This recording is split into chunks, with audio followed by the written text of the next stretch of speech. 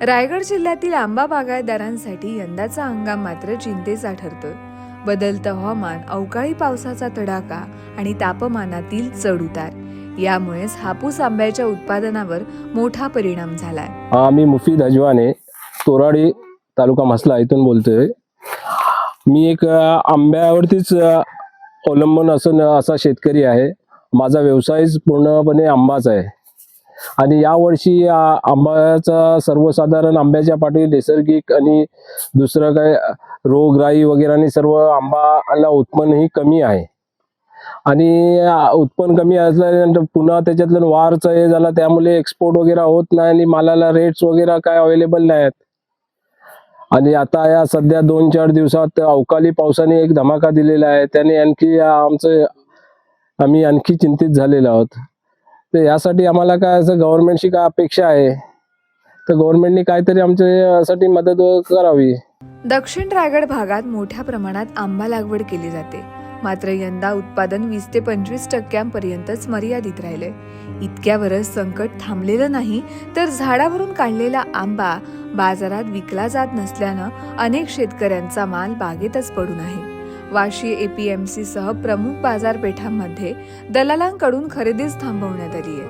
युद्धजन्य परिस्थिती आणि निर्यातीतील अडथळ्यामुळे परदेशात जाणारा माल कंटेनरमध्ये अडकून पडलाय.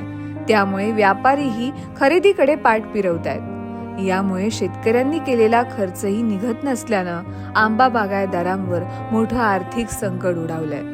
आता सुरुवातीपासून आमची सीझन चालू झाली 1 एप्रिलपासून, तर यावर्षी थोडा आंबा सुद्धा आमच्याकडे लेट आहे. थोडा पाऊस नोव्हेंबरपर्यंत झाल्यामुळे आमच्याकडे मोहर लेट आला आणि त्याच्यानंतर मोहर चांगला आला होता, पण त्याच्यावरती खूप खर्च लोकांनी केला. आंबा बागायतदारांनी हे शेतकऱ्यांनी खूप फवारणी खर्च केला, पण आता त्याच्यातून 25% फक्त आंबा बाहेर निघाला आणि त्या आंब्याला सुद्धा आता म्हणजे कायच व्हॅल्यू नाही म्हणजे असं का तो आंबा मार्केटमध्ये युद्धामुळे एक्सपोर्ट होत नाही असं ब्रोकर लोक आम्हाला सांगतायत आणि तो बाहेर आंबा जात नाही, तुमच्या आंब्याला काही व्हॅल्यू नाही, गिराईक नाही त्याला. तर त्याला आम्ही सुद्धा आता हा आंबा काढलेला आंबा कुठं पाठवायचा, कुठल्या मार्केटला पाठवायचा? कारण वाशीच्या इंटरनॅशनल मार्केटने जर आम्हाला सांगितले तर आम्ही लोकांनी सुद्धा काय करायचं? कारण आमचे जे नेहमीचे दलाल आहेत त्यांनी तर सांगितले की आंबा अजिबात काढू नका. तर हा तयार झालेला आंबा झाडावर ठेवून काय चालेल काय? तर तो वेळेत निघालाच पाहिजे. आज नाही आपण किती 2 दिवस थांबणार, 4 दिवस थांबणार, किती थांबणार? त्याच्यानंतर हा पावसाचा काल परवापासून पाऊस आपल्याकडे सुरुवात झालाय. आता शासनाने तातडीनं मदत करावी आणि बाजारपेठ उपलब्ध करून द्यावी अशी मागणी शेतकरी करतायत. सरकारला एवढंच विनंती आहे आमची की हा कोकणामध्ये आंबा पीक एकच पीक आहे आणि सतत पाऊस, ढगाळ वातावरण याच्यामुळं शेतकरी भरपूर अडचणीत आलेला आहे आणि दवार पडते. त्याच्याने आंबा पूर्ण कालावधीने बाजारात आंबाच घेतला जात नाही.